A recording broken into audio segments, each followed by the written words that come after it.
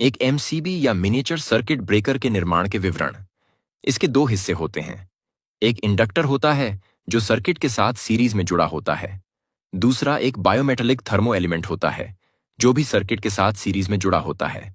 Switch on करने पर current इस हिस्से से बहना शुरू हो जाता है। ये फिक्स्ड कॉन्टैक्ट है और ये मूविंग कॉन्टैक्ट। जब हम स्विच को नीचे खींचते हैं तो ये घूमता है। उसी हिसाब से मूविंग कॉन्टैक्ट फिक्स्ड कॉन्टैक्ट से अलग हो जाता है और सर्किट टूट जाता है। मतलब ये कि मैनुअल ऑन ऑपरेशन।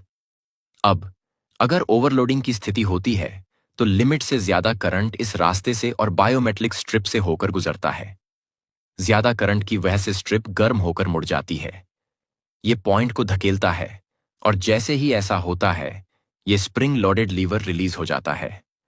मैकेनिज्म घूमता है और मूविंग कॉन्टैक्ट फिक्स्ड कॉन्टैक्ट से दूर हो जाता है, जिससे ओवरलोडिंग के दौरान सर्किट टूट जाता है। अब मान लीजिए शॉर्ट सर्किट हो जाता है। सर्किट में करंट अचानक बहुत ज्यादा हो जाता है। जब करंट लिमिट से ऊपर चला जाता है तो चुंबकीय बल तेजी से बढ़ जाता है। प्लंजर नीचे की तरफ चलता है, मैकेनिज्म को धकेलता है और स्प्रिंग लोडेड लीवर को रिलीज करता है। मैकेनिज्म घूमता है और संपर्क को फिक्स्ड संपर्क से दूर ले जाता है, जिससे शॉर्ट सर्किट फॉल्ट के दौरान सर्किट टूट जाता है। इन्हें आर्क स्प्लिटर कहते हैं। जब संपर्क अलग होते समय आर्क बनता है तो संपर्कों के खास आकार की वजह से आर्क स्प्लिटर की तरफ बढ़ता है, वहां विभाजित होकर बुझ जाता है।